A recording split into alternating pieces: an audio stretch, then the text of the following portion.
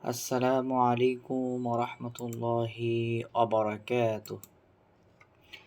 إن الحمد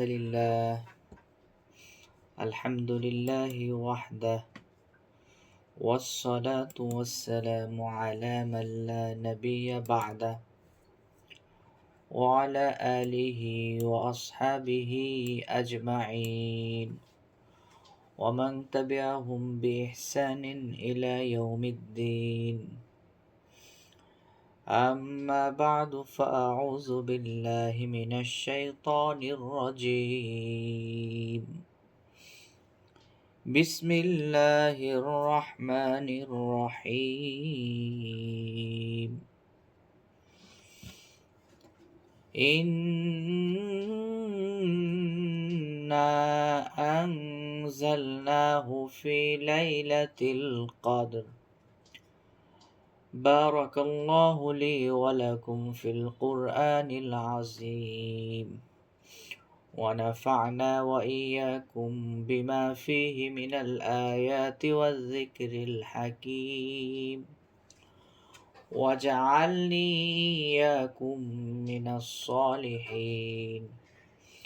أقول قولي هذا، أستغفر الله لي ولكم ولسائر المسلمين فاستغفروه إنه هو الغفور الرحيم. اللهم صل على سيدنا محمد وعلى آله سيدنا محمد، وبارك وسلم تسليما كثيرا كثيرا. سبحانك لا علم لنا إلا ما علمتنا، إنك أنت العليم الحكيم। আলহামদুলিল্লাহ, আমরা আল্লাহ রাব্বুল আলামিনের দরবারে লাখো কোটি শুকরিয়া ও কৃতজ্ঞতা জ্ঞাপন করছি যে আল্লাহ রাব্বুল আলামিন আমাদেরকে মাহে রমাদানুল মুবারক মাসে ইফতারের পরবর্তী সময়ে, তারাবিহ এর সালাত আদায়ের পূর্ববর্তী সময়ে একত্রিত হয়ে কিছু কথা আলোচনা করার, শোনার মতো তৌফিক এনায়েত করেছেন। সে মহান রবের দরবারে আমরা শুকরিয়া ও কৃতজ্ঞতা জ্ঞাপন করছি। আলহামদুলিল্লাহ। রব্বানা লাকাল হামদ হামদান কাসীরান তাইয়্যিবান মুবারাকান ফীহ। সম্মানিত হাজিরিন, আমরা আজকে আলোচনা করব লাইলাতুল কদর এর ফজিলত, তাৎপর্য এবং লাইলাতুল কদর পাওয়ার সহজ পদ্ধতি। আল্লাহ রাব্বুল আলামিন সারা বছরের সব নূর জমা করেছেন এই রমাদানুল মুবারক মাসে, আর রমাদানুল মুবারক মাসের মধ্যে সব বরকতকে জমা করেছেন, বৃদ্ধি করেছেন রমাদান মাসের শেষ দশকে। আর সেই নূরের সর্বোচ্চ অংশটুকু তিনি দিয়েছেন লাইলাতুল কদরের একটি রাতের মধ্যে। মুহতারাম হাজিরিন, একটা রাত, কিন্তু তার ভিতরে পুরো একটা বছরের নূর। অথচ আমাদের দুর্ভাগ্য হলো আমরা এই রাতটি পাই, কিন্তু এই রাতের যে মূল্যায়ন, এটি আমরা যথাযথভাবে করি না বা করতে পারি না। প্রিয় ভাইরা আমার, যদি আমরা সত্যিই লাইলাতুল কদরের কদর করতে পারি, তাহলে এই এক রাতের ইবাদতেই আল্লাহ তাআলার নৈকট্যের এমন দূরত্ব পার হওয়া যায় যা অন্য হাজার রাতেও সম্ভব না। যেমন আজকে একটা বিমান এক রাতেই সেই পথ পাড়ি দেয় যে পথ আগে মানুষ মাসের পর মাস পাড়ি দিতেও পারত না। সুতরাং আজকের এই নীরব রাতের আলোচনায় আমরা কথা বলবো এক আশ্চর্যজনক রাতকে নিয়ে, এমন এক রজনী, যে রজনী অন্ধকার যুগকে আলোর যুগে বদলে দিয়েছিল।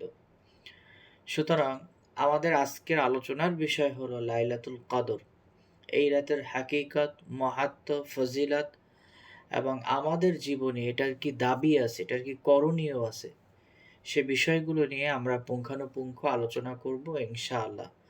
আল্লাহ তাআলা আমাদেরকে সে অনুযায়ী আমল করার তৌফিক দান করুন, আমিন। সুধী মণ্ডলী, লাইলাতুল কদর কি? লাইলাতুল কদর হচ্ছে আল্লাহ রাব্বুল আলামিনের পক্ষ থেকে মানবজাতির জন্য ক্ষমা ও মুক্তির একটি মহিমান্বিত রজনী। একটু কল্পনা করি, একটা সময় ছিল যখন পৃথিবীর আকাশে হেদায়েতের আলো ছিল না, মানুষের মাঝে আল্লাহ তাআলার ভয় ছিল না। তখন ছিল মাইট ইজ রাইট, জোর যার মুল্লুক তার। আর গুনাহ করা ছিল মানুষের জীবনের স্বাভাবিক রুটিন। মানুষ মানুষকে অত্যাচার, নির্যাতন, জুলুম, রাহাজানি, ছিনতাই, এমনকি কন্যা শিশুদেরকে জীবন্ত কবর দিত। মদ ছিল গর্বের বিষয়, আর মানুষ তার প্রতিপালককে ভুলে যাওয়া ছিল সভ্যতারই আর এক নাম। ঠিক সেই ভয়ঙ্কর সভ্যতার মাঝখানে আল্লাহ রাব্বুল আলামিন মানব জাতির জন্য এক রহমতের দৃষ্টি দিলেন এবং তিনি রমাদানের এক রাতে কোরআনকে নাজিল করলেন। সেই রাতটি ছিল লাইলাতুল কদর। সেই রাত জুড়ে আকাশে ছড়িয়ে পড়ল রহমতের মেঘ। হেরা গুহার থেকে নেমে এলো আল্লাহ তাআলার করুণা। আর রাহমাতুল্লিল আলামিন মুহাম্মাদুর রাসূলুল্লাহ সাল্লাল্লাহু আলাইহি ওয়াসাল্লামের উপরে আল্লাহ রাব্বুল আলামিন নাজিল করলেন প্রথম বাণী, ইকরা বিসমি রাব্বিকাল্লাযী খালাক, পড়ো তোমার প্রভুর নামে যিনি সৃষ্টি করেছেন। সূরা আল আলাক ভার্স নাম্বার 1। আল্লাহ রাব্বুল আলামিন কেন পড়তে বললেন? কারণ হলো, যখন ইলমের আলো জ্বলে ওঠে তখন অন্ধকার অটোমেটিক্যালি সরে যায়, অজ্ঞতা দূর হয়, গুনাহের পর্দা ছিঁড়ে যায়। এজন্যই আল্লাহ রাব্বুল আলামিন মানব জাতিকে শান্তি, নিরাপত্তা, সম্মান, পারস্পরিক অধিকার দেওয়ার জন্য পড়ো বলে ইসলামকে শুরু করেছিলেন, কোরআন নাজিল করা শুরু করেছিলেন। তো শবে কদর ও কোরআন নাজিল একটা আরেকটার সাথে অঙ্গাঅঙ্গিভাবে জড়িত। মানবতার মুক্তির এই মহান ঘটনা ঘটেছিল রমাদানুল মুবারকের লাইলাতুল কদরের রাতে। আল্লাহ রাব্বুল আলামিন কোরআনুল কারীমের ভাষায় বলতেছেন, শাহরু রমাদানাল্লাযী উনজিলা ফীহিল কুরআন হুদাল লিন-নাসি ওয়া বাইয়িনাতিম মিনাল হুদা ওয়াল ফুরকান। আল্লাহ বলে দিচ্ছেন, রমাদান হচ্ছে সেই মাস যেই মাসে আল্লাহ রাব্বুল আলামিন কোরআনকে নাজিল করেছেন, যেটা মানুষের জন্য হেদায়াত আর সত্য মিথ্যার মাঝে স্পষ্ট পার্থক্যকারী। আল্লাহ রাব্বুল আলামিন সূরা আল কদরের মধ্যে স্পেশালি এই কথাটি বলতেছেন, ইন্না আনজালনাহু ফি লাইলাতিল কদর, নিশ্চয়ই আমি এই কোরআনকে লাইলাতুল কদরে নাজিল করেছি। সুবহানাল্লাহ। এর ব্যাখ্যায় উলামায়ে কেরামগণ বলেন, পুরো কোরআন মাজিদ লাইলাতুল কদরে লাউহে মাহফুজ থেকে পৃথিবীতে নাজিল করা হয়। এরপরে প্রয়োজন অনুযায়ী 23 বছরে ধীরে ধীরে নবী করিম সাল্লাল্লাহু আলাইহি ওয়াসাল্লামের যখন যেটুকু প্রয়োজন ঠিক তখন ততটুকু নাজিল হয়। দ্বিতীয় আরেকটি মিনিং মুফাসসিরিনে কেরামগণ এই আয়াতের পরিপ্রেক্ষিতে নিয়ে এসেছেন, সেটি হলো মানবজাতির প্রথম যে ওহীর সূচনা, ইকরা বিসমি রাব্বিকাল্লাযী খালাক, এই যে আয়াতটি নাজিল হয়েছিল, জিবরাইল আলাইহিস সালাম এসেছিল, এটি ছিল এই লাইলাতুল কদরের রাত। অর্থাৎ ইসলামের প্রথম যে বাণী আল্লাহ রাব্বুল আলামিন দিয়েছিল সেটিও ছিল এই লাইলাতুল কদরে।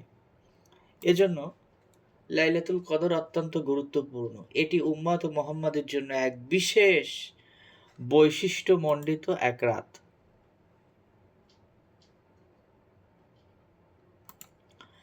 আল্লাহ রাব্বুল আলামিন উম্মতের উপরে অগণিত অনুগ্রহ করেছেন। বিশেষ কিছু মর্যাদা ও সহজ বিষয় এই উম্মতের জন্য স্পেশালি দিয়েছেন, যেটা পূর্বের উম্মতদের জন্য ছিল না। তার মধ্যে অন্যতম হলো লাইলাতুল কদর। আল্লামা কুরতুবী রহমাতুল্লাহ আলাইহি বলেন, পূর্ববর্তী উম্মতের মধ্যে কেউ তখনই আল্লাহ তাআলার কাছে বড় ইবাদত গুজার বলে গণ্য হতো যখন সে 1000 মাস ইবাদত করত। তো এই 1000 মাস মানে কি? 1000 মাস মানে ক্যালকুলেশন করে গণনা করে দেখা গেছে যে মোটামুটি মানব জীবনের তার খাওয়া দাওয়া ঘুম ইত্যাদি সবকিছু বাদ দিয়ে বাকি সময়টাকে হিসাব করলে 83 বছর 4 মাস। তো তাদের দীর্ঘ আয়ু ছিল, যার কারণে তাদের ইবাদত করা সহজ হতো। কিন্তু আমাদের তো দীর্ঘ আয়ু নেই। নবী করিম সাল্লাল্লাহু আলাইহি ওয়াসাল্লামকে সাহাবায়ে কেরাম আরজ করল, ইয়া রাসূলুল্লাহ, তারা তো এত বড় বড় হায়াত পেয়েছে, এত লম্বা লম্বা আমল করেছে, আমাদের তো এত বড় হায়াত নেই, তাহলে আমাদের কি উপায় হবে? ওরা তো আগে জান্নাতে চলে যাবে। তো নবীজি সাল্লাল্লাহু আলাইহি ওয়াসাল্লাম চুপ করে থাকলেন। এরপরে জিবরাইল আলাইহিস সালাম এসে আল্লাহ তাআলার এই আয়াত নাজিল করে জানিয়ে দিলেন যে আল্লাহ তাআলা এমন একটি রাত এই উম্মতের জন্য নাজিল করে দিয়েছেন, যেই একটি রাত 1000 মাস ইবাদত করার চেয়েও উত্তম। সুবহানাল্লাহ। আল্লামা কুরতুবী রহমাতুল্লাহ আলাইহি ইবনে মাসউদ রাদিয়াল্লাহু তাআলা আনহু হতে বর্ণিত একটি হাদিস, রাসূলুল্লাহ সাল্লাল্লাহু আলাইহি ওয়াসাল্লাম বনি ইসরাইলের এক ব্যক্তির সাথে কথা বলেন, যিনি 1000 মাস আল্লাহর পথে জিহাদ করেছিলেন। সাহাবায়ে কেরাম রাদিয়াল্লাহু তাআলা আনহু এই কথা শুনে তো বিস্মিত হয়ে গেলেন এবং ঈর্ষান্বিত হয়ে গেলেন যে এত লম্বা আমল কি করে সম্ভব, কিভাবে করেছে? তো তখন আল্লাহ রাব্বুল আলামিন সূরা আল কদর নাজিল করে সাহাবীদেরকে সান্ত্বনা দিলেন। তো সুতরাং এর কথার মাধ্যমে আমরা বুঝতে পারি এই লাইলাতুল কদর হচ্ছে আমাদের জন্য একটি বিশেষ উপহার। সুতরাং উপহার তো সেই ব্যক্তির জন্য উপযুক্ত যারা তার মর্যাদা বোঝে, যারা তার মর্যাদা জানে। তো কি করে আমরা এর মর্যাদা দিতে পারবো? যদি আমরা এর ফজিলাতগুলো আরো বেশি করে জানতে পারি। তো লাইলাতুল কদরের রাতে আল্লাহ রাব্বুল আলামিন নবীজি সাল্লাল্লাহু আলাইহি ওয়াসাল্লামকে প্রশ্ন করতেছেন। আল্লাহ রাব্বুল আলামিন যখন প্রশ্ন করেন এবং তার উত্তর দেন, এটিকে আরবির ভাষায় বলা হয় সুয়ালে মুকাদ্দার। তো সুয়ালে মুকাদ্দার কি? নবীজিকে আল্লাহ তাআলা কোয়েশ্চেন করতেছেন, ওয়ামা আদরাকা মা লাইলাতুল কদর। হে নবী, আপনি কি জানেন এই লাইলাতুল কদর এটি কি জিনিস? মানে আল্লাহ তাআলা তাকে শিখাচ্ছেন। তো এরপরে আল্লাহ তাআলা নবীকে বলতেছেন, লাইলাতুল কদরি খায়রুম মিন আলফি শাহর। নবী হে, আপনি শোনেন, লাইলাতুল কদর হচ্ছে এমন একটা রজনী যেটা 1000 মাসের চেয়েও উত্তম। সুবহানাল্লাহ। তো এখানে শিক্ষণীয় বিষয়, লক্ষণীয় বিষয় হলো আল্লাহ তাআলা বলেননি যে লাইলাতুল কদর কতটা উত্তম, বরং তিনি বলেছেন 1000 মাসের চেয়েও উত্তম। সুতরাং এর মাধ্যমে এটা প্রমাণিত হয় যে এই রাতের যে ফজিলাত, যে সওয়াব, এটার কোনো সীমা নাই, বরং এর বরকত ও কল্যাণ, সওয়াব এগুলো অগণিত।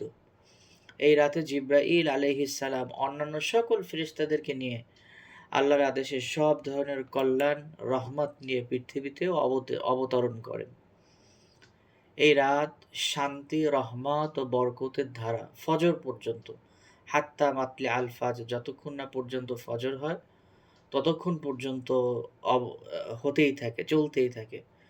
হযরত আবু হুরায়রা রাদিয়াল্লাহু তাআলা আনহু হতে বর্ণিত নবী করিম সাল্লাল্লাহু আলাইহি ওয়াসাল্লামের একটি হাদিস, মান কামা লাইলাতুল কদরি ঈমানাও ওয়া ইহতিসাবান গুফিরা লাহু মা তাকদ্দামা মিন যামবিহি। যে ব্যক্তি ঈমান ও সওয়াবের আশা নিয়ে লাইলাতুল কদরে ইবাদতে দাঁড়ায়, আল্লাহ রাব্বুল আলামিন তার পূর্ববর্তী সব গুনাহগুলোকে মাফ করে দেন। সুবহানাল্লাহ। হাক্কুল্লাহ, হাক্কুল ইবাদ, ছোট গুনাহ মাফ হওয়া সম্পর্কে বিশেষ কথা। মুহতারাম হাজিরিন, আমরা কোরআন হাদিসের বিভিন্ন সময় শুনে থাকি যে অমুক আমলে অমুক গুনাহ মাফ, অমুক ইবাদতে অমুক গুনাহ মাফ। কিন্তু আমাদেরকে এটা মনে রাখা উচিত যে ইবাদতের মাধ্যমে যেসব গুনাহ মাফের কথা বলা হয় সেগুলো মূলত আল্লাহ তাআলার হক এবং সগীরা গুনাহ। পক্ষান্তরে মানুষের যে হক আছে যেমন কারো টাকা, কারো সম্মান, কারো অধিকার, এগুলো কিন্তু লাইলাতুল কদরের ইবাদতে এমনিই মাফ হবে না। এখানে আমাদের একটা বড় রকমের ভুল সমাজে প্রচলিত, যে আমরা মারামারি কাটাকাটি যাই করি না কেন, হত্যা করি না কেন, যাই করি না কেন, লাইলাতুল কদর এলে সারা রাত ইবাদত করব, সব ঠিক হয়ে যাবে। তো এজন্য লাইলাতুল কদরের রাতে আল্লাহ তাআলার যে হকগুলো আছে সেগুলো মাফ হয়। কিন্তু হাক্কুল ইবাদ যেটা, বান্দার হক যেটা নষ্ট করা হয়, এটা যতক্ষণ না পর্যন্ত ওই বান্দার কাছ থেকে মাফ না করা হয়, ততক্ষণ পর্যন্ত আল্লাহ তাআলা এটা মাফ করেন না। মুজাদ্দিদে আজম আলফাস সানী রহমাতুল্লাহ আলাই খুব সুন্দর একটা কথা বলেছেন, যে আল্লাহ তাআলা তার সব নূর, রমাদানের সব বারাকা একটা রাতের মধ্যে জমা করেছেন, অথচ আমাদের কি দুর্ভাগ্য যে আমরা এই রাতটা পাই, কিন্তু এই রাতের যে মর্যাদা, এই রাতের যে সম্মান, সেটা আমরা দিতে জানি না। তো এজন্য লাইলাতুল কদর অত্যন্ত গুরুত্বপূর্ণ। কেন এই রাতের নাম লাইলাতুল কদর হলো? লাইলা শব্দের অর্থ হচ্ছে রাত, আর কদর শব্দের শাব্দিক অর্থ হচ্ছে অনার, ডিগনিটি, মর্যাদা, সম্মান, উচ্চ অবস্থান। যেমন আমরা বলতে পারি যে অমুক ব্যক্তির সমাজে অনেক উচ্চ মর্যাদা রয়েছে, ঠিক তেমনিভাবে এই বরকত, এই বরকতময় রাতটিও এত মর্যাদাপূর্ণ যে এজন্য এই রাতকে শবে কদর বা লাইলাতুল কদরের রাত বলা হয়। কেন এটা মর্যাদাবান?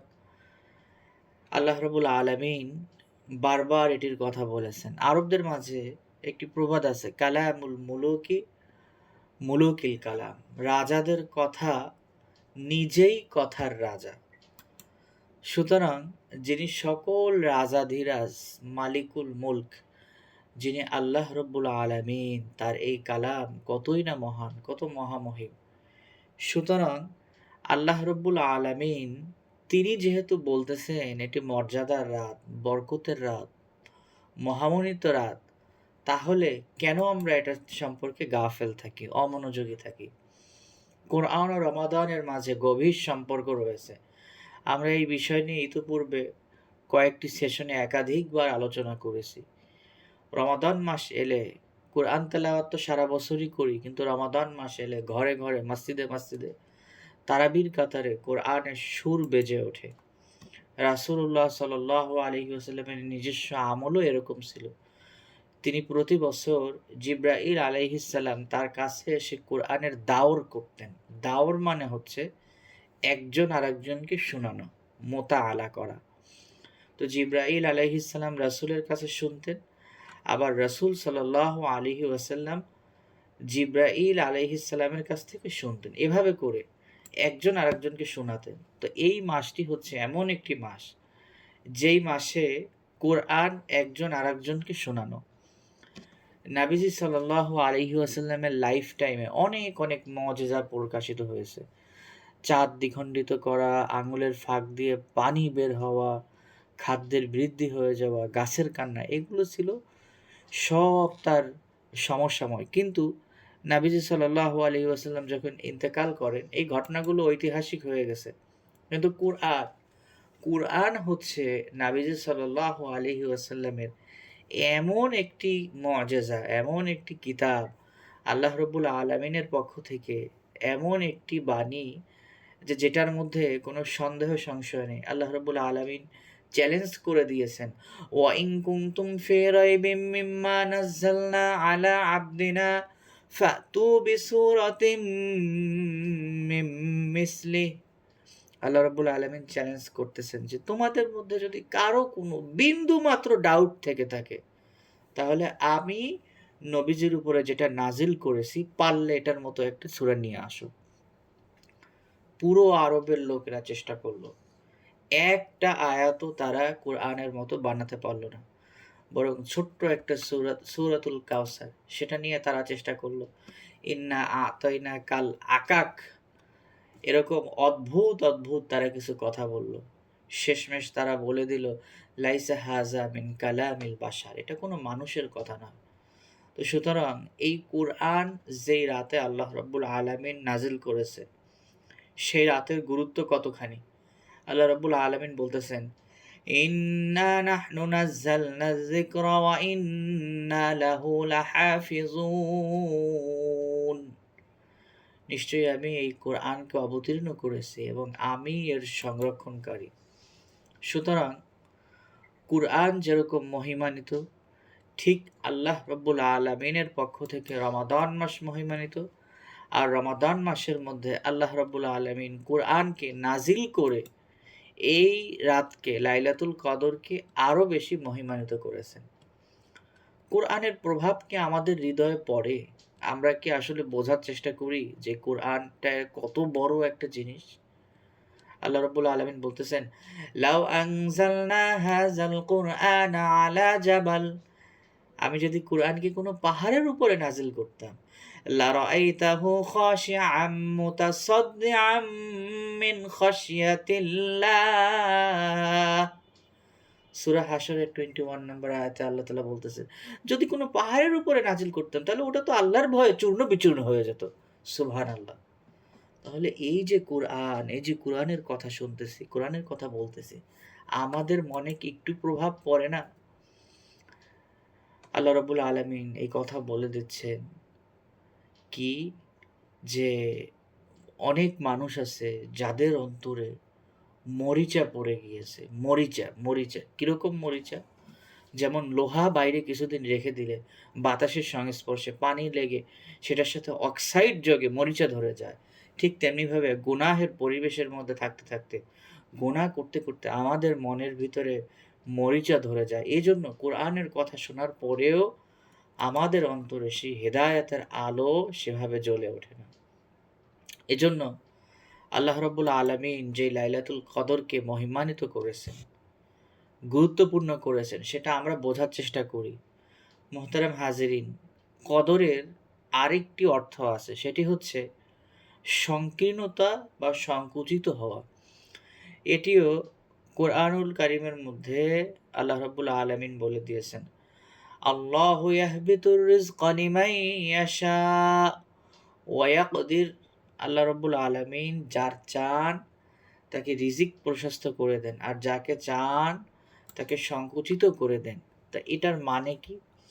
এটার মানে হলো রিজিক সম্পূর্ণভাবে আল্লাহ রাব্বুল আলামিনের উপরে নির্ভরশীল।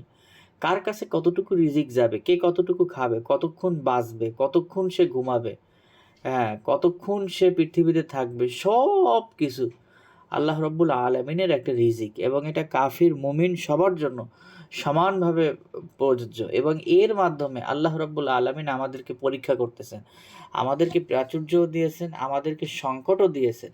তো পৃথিবী যে সংকটময়, এই সংকটময় পৃথিবীর মধ্যে তার বান্দা এই সংকটকে কাটিয়ে উঠে সংকীর্ণতাকে ত্যাগ করে আল্লাহ তাআলার ইবাদত করে কিনা, আল্লাহ তাআলার দিকে ফিরে আসে কিনা, আল্লাহ তাআলা এটাই দেখেন।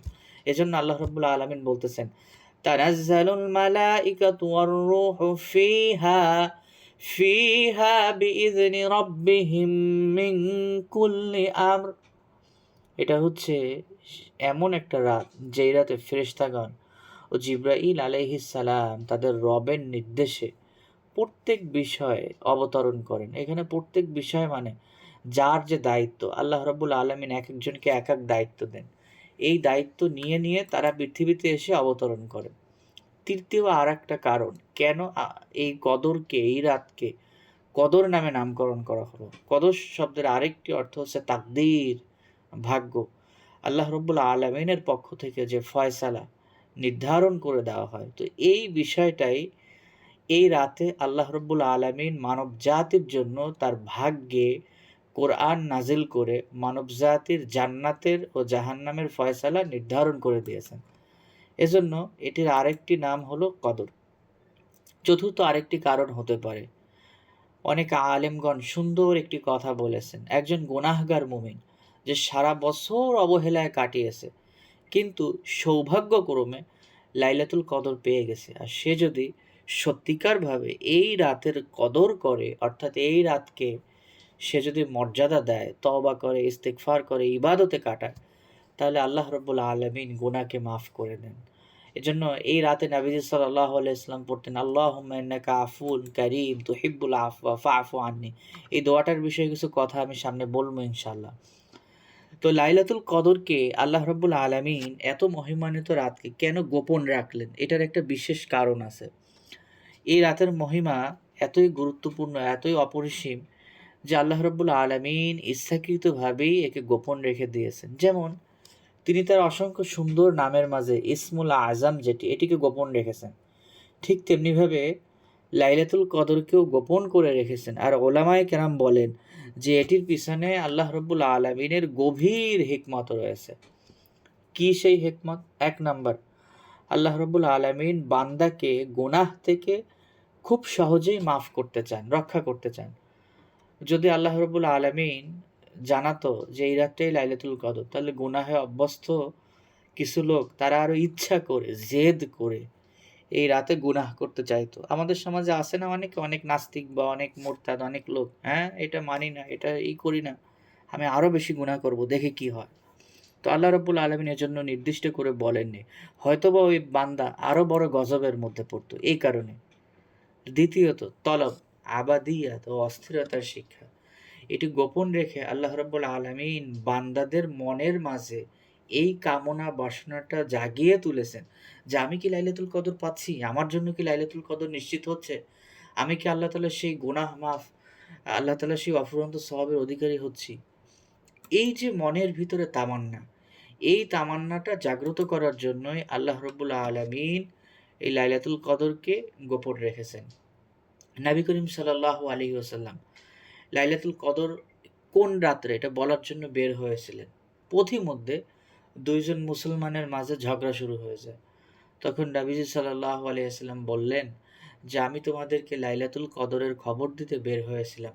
কিন্তু অমুক এবং অমুকের মাঝে ঝগড়ার কারণে সেটা আমার মন থেকে ভুলে গিয়েছি, মুছে ফেলা হয়েছে। সম্ভবত এটিই তোমাদের জন্য কল্যাণকর।"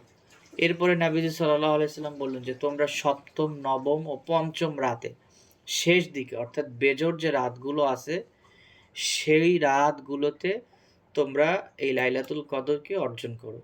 তো এই হাদিস থেকে একটা গুরুত্বপূর্ণ শিক্ষা, সেটি হলো যে ২ জন মুসলমানের মধ্যে মারামারির কারণে, ঝগড়ার কারণে আল্লাহ রাব্বুল আলামিন এই বরকতময় রাতকে তুলে নিলেন।